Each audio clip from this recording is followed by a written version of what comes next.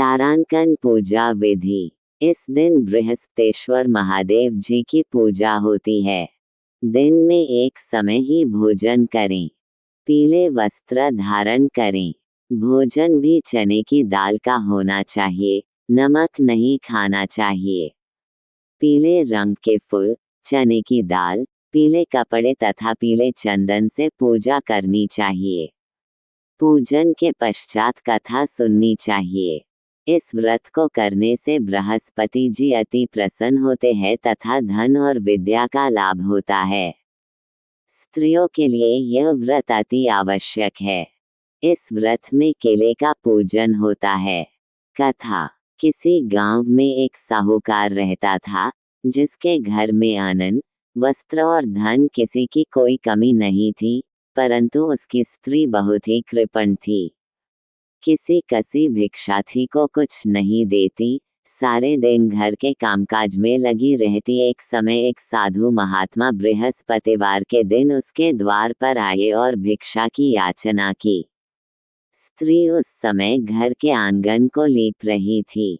इस कारण साधु महाराज से कहने लगी कि महाराज, इस समय तो मैं घर लीप रही हूँ, आपको कुछ नहीं दे सकती, फिर किसी अवकाश समय आना। साधु महात्मा खाली हाथ चले गए। कुछ दिन के पश्चात वही साधु महात्मा आए, उसी तरह भिक्षा मांगी। साहूकारनी उस समय लड़के को खिला रही थी। कहने लगी, महाराज मैं क्या करूं, अवकाश नहीं है, इसलिए आपको भिक्षा नहीं दे सकती। तीसरी बार महात्मा आए तो उसने उन्हें उसी तरह टालना चाहा, परंतु महात्मा जी कहने लगे कि यदि तुमको बिल्कुल ही अवकाश हो जाए तो क्या मुझको दोगी।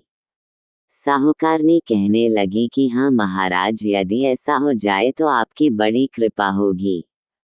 साधु महात्मा जी कहने लगे कि अच्छा, मैं एक उपाय बताता हूँ।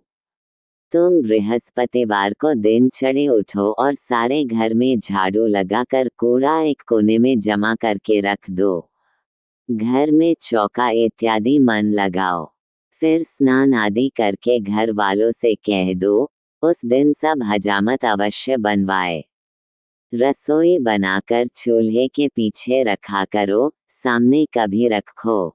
सायंकाल को अंधेरा होने के बाद दीपक जलाओ तथा बृहस्पतिवार को पीले वस्त्र मत धारण करो, न पीले रंग की चीजों का भोजन करो।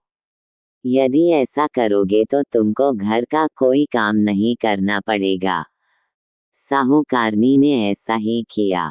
बृहस्पतिवार को दिन चढ़े उठी, झाड़ू लगाकर कूड़े को घर के एक कोने में जमा करके रख दिया। पुरुषों ने हजामत बनवाई, भोजन बनवाकर चूल्हे के पीछे रखा। वह सब बृहस्पतिवारों को ऐसा ही करती रही। अब कुछ काल बाद उसके घर में खाने को दाना न रहा।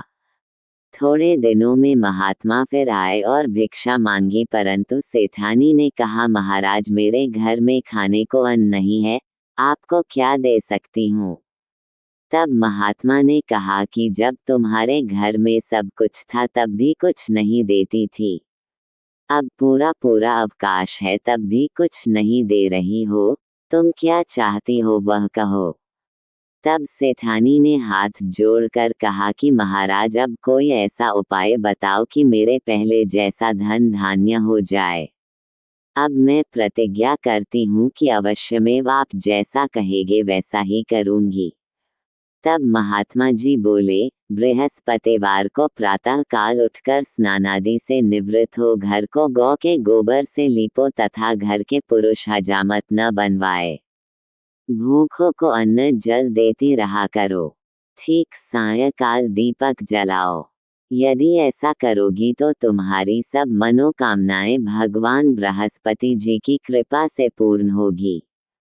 सेठानी ने ऐसा ही किया और उसके घर में धन धान्य वैसा ही होगा जैसा पहले था।